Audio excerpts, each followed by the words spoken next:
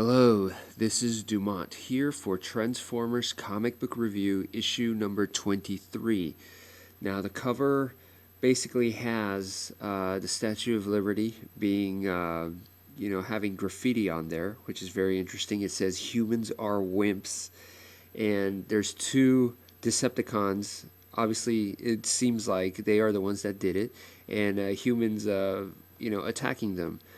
So the cover is interesting. Let's go on the inside, and we start off with a pretty close-up shot of Circuit Breaker, who is the female that is a human and was, let's say, near crippled or crippled by an attack by Shockwave, and since then she's become like this extremely vengeful super female. Trying to take out all Transformers. So this issue basically revolves around that. It's going to focus on her more than anything. And it starts off with her going, it's intriguing that something so small, and she almost looks real sad, and she's looking at this small microchip or something like that, and then she goes, can control something so big. And basically we see that she's messing around with it, and it's moving the body of an Autobot, which is Skids.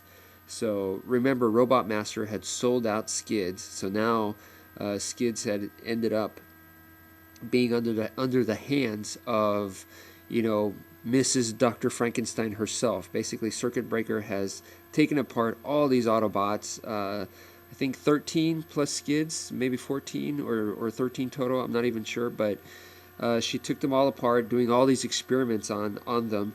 And Robot Master feels bad because he sold out Skids for $50,000, and he's like,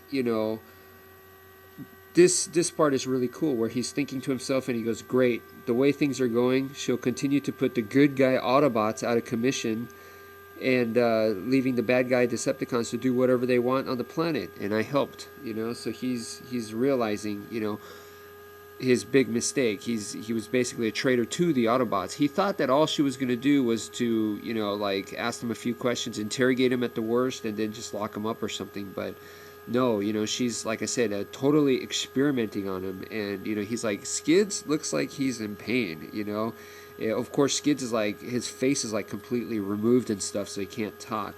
So moving along, Megatron, inside his Decepticon newly made base, he's there, and he has Runabout and Runamuck in there, and he tells them, I want you to contact Optimus Prime because I want to have a duel to the death with the guy, which is very interesting. I would think that any robot would want to see that. Autobot or Decepticon, these two guys are like legendary figures, so anyone would want to see that, And then Soundwave is like, you don't have to send these guys. I could just send a broadcast to the Autobots, and basically Megatron just smacks them really bad. And I don't think I've seen that before, I always thought that Soundwave was like Megatron's #1 guy, and Megatron kind of treated him pretty good. Well, this is where he doesn't. And so anyway, Runabout, Runamuck, they take off, and they're like, geez, Megatron is a tyrant,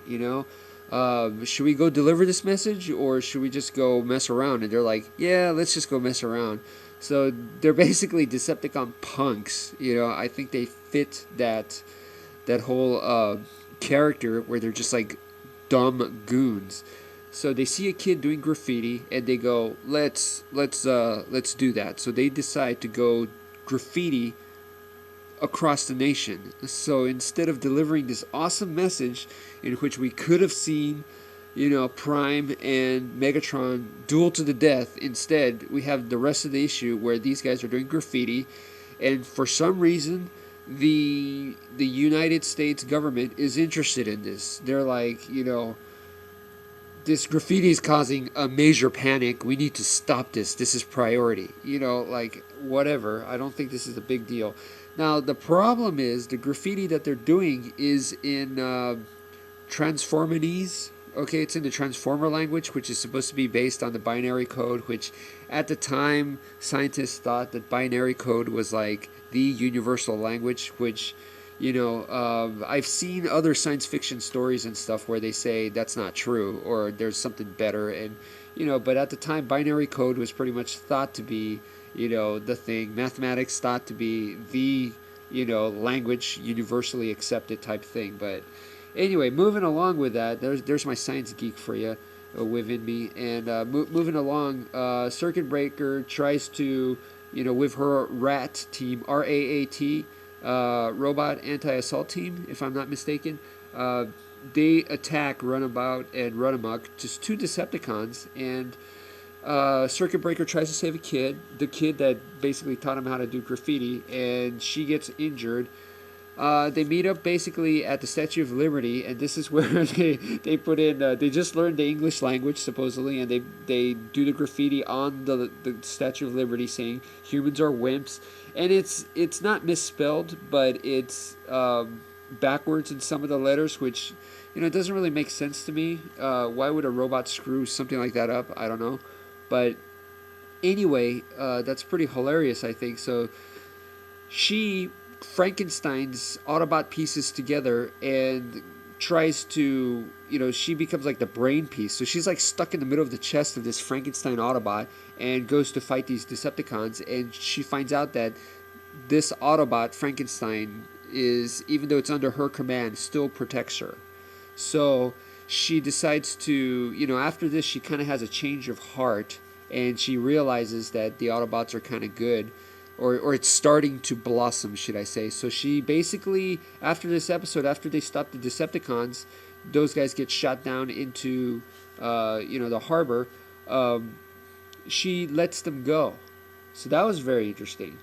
Okay, so anyway, like I said, this issue could have been Optimus Prime versus Megatron, right? And it wasn't. Well, guess what? That is the title to the next issue. Optimus Prime versus Megatron in a battle to the death. No kidding. So that's going to be exciting. Don't want to miss that.